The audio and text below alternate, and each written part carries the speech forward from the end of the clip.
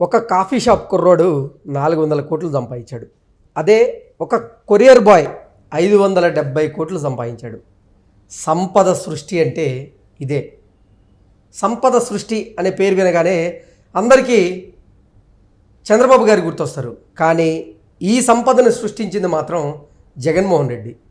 ఇది అక్రమ సంపాదన లేకపోతే సక్రమమైనటువంటి సంపద సృష్ట అనేది మనం ఒకసారి పూర్తి స్థాయిలో విశ్లేషణ చేసుకునేటువంటి ప్రయత్నం చేద్దాం. ప్రస్తుతం మనతో పాటు ఉన్నారు ప్రముఖ రాజకీయ విశ్లేషకులు, ప్రముఖ సీనియర్ జర్నలిస్ట్ డివిఎస్ గారు. సార్తో మాట్లాడదాం. సార్ నమస్తే. సార్ నమస్తే. ఒక కాఫీ షాప్ కుర్రోడు 400 కోట్లు, అదే ఒక కొరియర్ బాయ్ 570 కోట్ల సంపాదన. అసలు సంపద సృష్టి అంటే ఏంటో నిరూపించాడు జగన్మోహన్ రెడ్డి. ఇది ఇంతకీ అక్రమమైన సంపద సృష్ట లేదా సక్రమమైనటువంటి సంపద సృష్టి అంటే ఏం చెప్తారు సార్? అంటే కాఫీ షాప్ కుర్రాడు 400 కోట్లు సంపాదించకూడదా? అంటే మీరు ఈ విధంగా అంటే 400 కోట్ల రూపాయలు సంపాదిస్తే సక్రమంగా అది నిజంగా చాలామందికి ఇన్స్పిరేషన్ నింపుతుంది, సంపద సృష్టి అవుతుంది అది. అంటే జగన్మోహన్ రెడ్డి మాట్లాడే విధానం, స్విగ్గీ బాయ్ 570 కోట్లు సంపాదించకూడదా అంటే దేనికైనా ఎదురు మాట్లాడతాడు, అడ్డంగా మాట్లాడతాడు, అడ్డగోలుగా సంపాదిస్తాడు. అసలు అతనంతా అడ్డమే. ఏంటి ఇవాళ మీరు అన్నారు సంపద సృష్టి, ఇంతకన్నా ఏం జరుగుద్ది అంటే ఇప్పుడు ఆ పురుషోత్తం వరుణ్ కుమార్, విన్నావా పేరు? హైదరాబాద్లో కాఫీ బాయ్. కానీ ఒక ఎన్ఆర్ఐ డాక్టర్ రమేష్ రెడ్డి అతని దగ్గర కాఫీ తాగాడు. మరి ఆ కాఫీ కాస్ట్ ఎంత సార్? 450 కోట్ల. అతన్ని తలరాత మారిపోయిందా? ఎవరా ఎన్ఆర్ఐ డాక్టర్? రమేష్ రెడ్డి. అతను వరుణ్ కుమార్ని మరి మద్యం షాపులో చేర్చటం చూసావా? మద్యం షాపులో పనిచేస్తే ఎలా తలరాతలు మారిపోతాయి. అంటే ఇవాళ ఆ లీలా డిస్టిలరీస్, పాండిచ్చేరిలో తమిళనాడులో లీలా డిస్టిలరీస్ ఏంటి, అది అసలు ఆల్రెడీ ఆర్థిక సంక్షోభంలో ఉన్నది, కాస్త ఒక్కసారిగా జగన్ సీఎం కాగానే మరి లాభాల బాటలు పయనించింది. లాభాలు కాదు, కనక వర్షం. అసలు అది ఏంటి, నీకు ఒక కామధేనువుగా మారిన పరిస్థితి అన్నమాట. ఇప్పుడు ఒక్క పురుషోత్తం వరుణ్ కుమార్ కథలే కాదు ఇవి. సార్ ఇంకా మీరు అన్నారు ఏంటిది, కొరియర్ బాయ్. ఎవరతను? ఆ కొరియర్ బాయ్ అనగానే మీకు గుర్తొచ్చేది కానిస్టేబుల్ కొడుక. తిరుపతిలో కానిస్టేబుల్ కొడుకు కిరణ్ కుమార్ రెడ్డి ఏ విధంగా మరి 570 కోట్లు సంపాదించగలిగాడు? ఏంటి, ఏదో ఒక డికార్ట్ లాజిస్టిక్ ప్రైవేట్ లిమిటెడ్. డికార్ట్ అనగానే విజయసాయి రెడ్డి గుర్తొస్తాడు. ఏది, వాళ్ళు ఎవరో వచ్చారు నా దగ్గరికి పెట్టుబడి పెట్టించమన్నారు, నేను అరవిందోలో మాట్లాడి శరత్ చంద్రారెడ్డితో ఒక 60 కోట్లు ఇప్పించాను వాళ్ళకి. 60 కోట్లతో వాళ్ళు వ్యాపారం చేసుకుంటామన్నారు. సరే కొంత ఇచ్చారు, ఇంకా వడ్డీ ఇవ్వాలనో ఏదో చెప్పాడు. నీకు వచ్చిన డబ్బంతా ఏంటి, అరవిందో నుంచి నీకు డికార్ట్, డికార్ట్ నుంచి పిఎల్ఆర్. అసలు అదొక మనీ లాండరింగ్. ఇవాళ పిఎంఎల్ఏ, ఏది prevention of money laundering act, అందులో ఎంటర్ అయింది. మధ్యలో ఇంకొకటి ఉంది కంపెనీ, ఏది ఎస్పీవై. అరవిందో నుంచి నీకు ఎస్పీవైకి ఎంత వచ్చాయి, లేకపోతే పిఎల్ఆర్కి ఎంత వెళ్ళాయి? దానికి మిథున్ రెడ్డి ఏమంటాడు, ఏం వ్యాపారాలు అన్నాక మేము అటు ఇటు తీసుకోకూడదా అంటాడు. ఇప్పుడు చేబదులు తీసుకోకుండా వ్యాపారాలు చేస్తారా? చేబదులుగా ఇచ్చారు మా పిఎల్ఆర్లోకి 5 కోట్లు అంటాడు. అంటే అతను ఆ 60 కోట్లు తను అడ్డ ఉండి ఇప్పించినందుకు వసూలు చేసిన ముడుపులు 5 కోట్లు నీ తండ్రి స్థాపించిన కంపెనీలోకి వచ్చాయి. ఇంతకన్నా నీకు మనీ ట్రైల్ ఏం కావాలి? మిథున్ రెడ్డిని అరెస్ట్ చేయడానికి ఇక్కడ నీకు ఇంకా ఇంతకన్నా మనీ ట్రైల్ ఏం కావాలా? పిఎల్ఆర్లోకి అరవిందో నుంచి నీకు 5 కోట్లు ఎక్కడి నుంచి ఎలా వచ్చాయి? డికార్ట్ ద్వారా.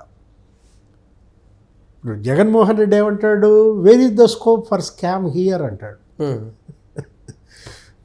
అసలు స్కామ్కే స్కోప్ లేదు కదా అంటాడు. నేను ప్రతి బాటిల్కి నేను క్యూఆర్ కోడ్ పెట్టి స్కాన్ చేసి అది ఎక్కడుందో ట్రేస్ చేసి నేను అమ్మితే మీరు ఎలా పట్టుకుంటారంటాడు. మొత్తం నాశనం చేశారు, ఆధారాలన్నీ నాశనం చేశారు అన్నమాట. ఏది, అసలు దేనికి దొరకనీయకుండా చేశాడు. చూసావా? ఇప్పుడు మర్డర్ చేసి ఆధారాలు రూపుమాపటం మీకు తెలుసు. ఏది 7 గొడ్డలి దెబ్బలు, అసలు గుండెపోటని కూడా చెప్పిన పరిస్థితి. అంటే 7 గొడ్డలి దెబ్బలకి నరికినాడిని గుండెపోటుగా చెప్పినాడికి ఈ ఆధారాలు మార్చడం ఎంతసేపు అంటావా? నువ్వు నీ చూపుల్లో అనేక అర్థాలు ఉంటాయి. అవన్నీ నేనే మాట్లాడాలి, నీ చూపులకు కూడా నేనే కామెంటరీ ఇవ్వాలి. అంటే ఇవాళ ఇతను ఈ స్మాష్ చేసినటువంటి, ఈ క్రాష్ చేసినటువంటి ఆధారాలు నీకు దగ్గర దగ్గర 375 కోట్లు అంట. 375 కోట్ల పేజీలు నీకు మొత్తం తొలగించిన పరిస్థితి. రిట్రీవ్ చేయడానికి కూడా వీలు లేని పరిస్థితుల్లో మనం చూసాం. ఆ రోజు నీకు ఇది అసలు ఈ కేసు అంతా ఎక్కడ బయటపడిందో తెలుసా? చంద్రబాబు సీఎం కాగానే ఒక వెహికల్ నీకు గొల్లపూడి నుంచి హైదరాబాదు వాయువేగంతో వెళ్తాను. బుల్లెట్ ట్రైన్ కాదు, అసలు నీకు ఏరోప్లేన్ పోయినట్టు పోతాను. జగ్గయ్యపేటలో ఎవడన్నా గుద్దపోయాడు. అక్కడ టీ స్టాల్ దగ్గర మామూలుగా నీలాంటి టీ తాగుతున్నాడు. అంటే మళ్ళీ నువ్వు టీ బాయ్, మళ్ళీ కాఫీ బాయ్, ఈ కథ అంతా మళ్ళీ చెప్తావు.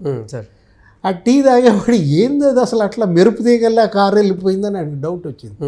రెండింటిని గుద్దపోయి తప్పుకున్న వైనం.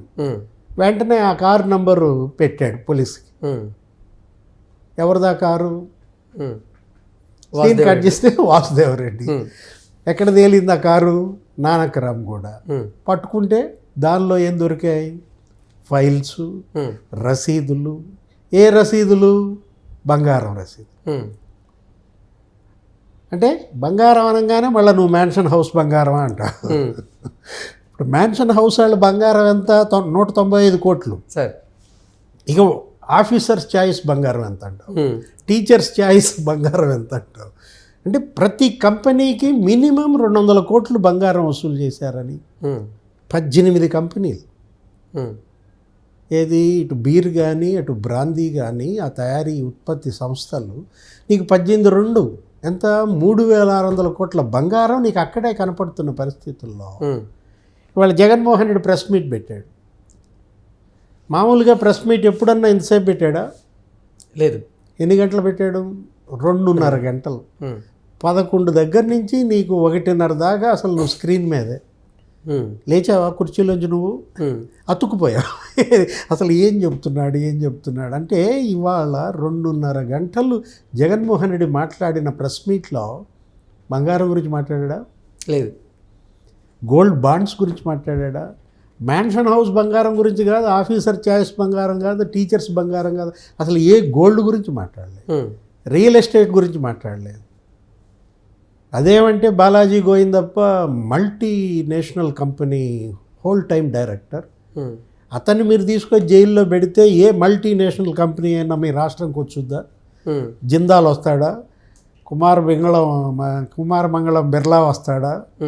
అందరూ ఏది కేసుల్లో ఉన్న పారిశ్రామికవేత్తలు వస్తారా అంటాడు.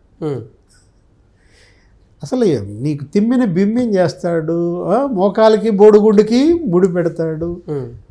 ఇంత గొప్పగా అబద్ధాలు చెప్పగలిగినాడు ఎవరైనా ఉంటాడా? జగన్మోహన్ రెడ్డి నిన్న ప్రెస్ మీట్లో ఫ్రస్ట్రేషన్, ఒక రకంగా భయం. వెంటనే ఏమన్నాడు? పిఎస్ఆర్ ఆంజనేయులు కొడుక్కి పెళ్ళి, లేకపోతే ధనుంజయ అన్న కొడుక్కి పెళ్ళి, బాలాజీ గోవిందప్ప కూతురుకు కూడా పెళ్లి సంబంధం మాట్లాడుకుంటున్నారు. కృష్ణమోహన్ రెడ్డి రెండో కూతురు పెళ్ళి.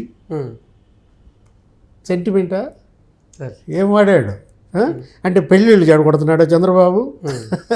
ఇప్పుడు ఈ ధనుంజయ రెడ్డి, లేకపోతే కృష్ణమోహన్ రెడ్డి, లేకపోతే పిఎస్ఆర్ ఆంజనేయులు, బాలాజీ గోవిందప్ప వాళ్ళ కూతుళ్లకు కొడుకులకు వచ్చిన సంబంధాలు వెనకపోయినాయనా? ఇప్పుడు వాళ్ళంతా ఇవాళ వీళ్ళతో వియ్యం చేసుకోవడానికి ముందుకు రావటం లేదా? జైల్లో ఉన్నాడు మీ నాన్న, ఇంకా మీతో వియ్యం ఏంటి అని పిఎస్ఆర్ వియ్యం కూడా ఏమన్నా ఫోన్ చేశారా? ధనుంజయ అన్న భార్య అపర్ణ మేడం కూతురు పెళ్ళి క్యాన్సిల్ అని చెప్పి ఫోన్ వచ్చిందా? ఎందుకు ఆయన పెళ్లి సంబంధాలకి అవినీతి కుంభకోణాలకి ముడిపెట్టాడో నాకైతే అర్థం కాదు. అంటే ప్రజల్లో సెంటిమెంట్ రగిల్చే ప్రయత్నమా, లేకపోతే చంద్రబాబు ఈ విధంగా వీళ్ళందరినీ జైల్లో పెట్టి అవినీతి కుంభకోణాలు నిగ్గు తేల్చి పెళ్లి సంబంధాలు జడగొడుతున్నాడనా? ఏదైనా మొత్తం ఇవాళ 99,415 కోట్లు క్యాష్. ఉమ్, ఎందుకు మీరు క్యాష్ అండ్ క్యారీ నగదు మాత్రమే ఎందుకు తీసుకున్నారు అనే దానికి మాట్లాడా? ఉమ్, జనం అడిగే ఏ ప్రశ్నకైనా జగన్ నిన్న ప్రెస్ మీట్లో సమాధానం చెప్పాడా? ఉమ్, చెప్పడు. చెప్పేవాడు జగన్మోహన్ రెడ్డి ఎలా అవుతాడు? ఉమ్, అదేమంటే మిమ్మల్ని మరి అరెస్ట్ చేస్తారంట కదా, జైల్లో పెడతారంట కదా అని అడిగారు ఎవరో జర్నలిస్ట్. గమ్మత్తుగా వాళ్ళంతా మరి ఆయన పిలిపించుకున్న జర్నలిస్టులే, బాగా పరిచయస్తులే, అందరినీ పేరు పెట్టి పిలుస్తున్నాడు. వెంటనే అతను ఇచ్చిన సమాధానం వెల్కమ్, రమ్మనండి, అరెస్ట్ చేయమనండి, ఉమ్. నేను ఇక్కడే విజయవాడలోనే ఉన్నా కదా, అరెస్ట్ చేసుకోండి అన్నాడు. నేను చేయని పోరాటాలా? ఉన్నాడా? నేను చూడని అరెస్ట్లా? ప్రెస్ మీట్ అయిన తర్వాత ఉన్నాడా? ఉమ్, విజయవాడలో లేడుగా.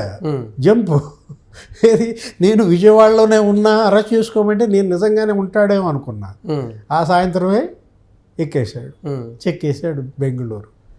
అక్కడ పెద్ద గేటు, ఆ గేటు దాటి లోపలికి వెళ్ళగలవా నువ్వు? Okay okay sir, thank you so much అండి.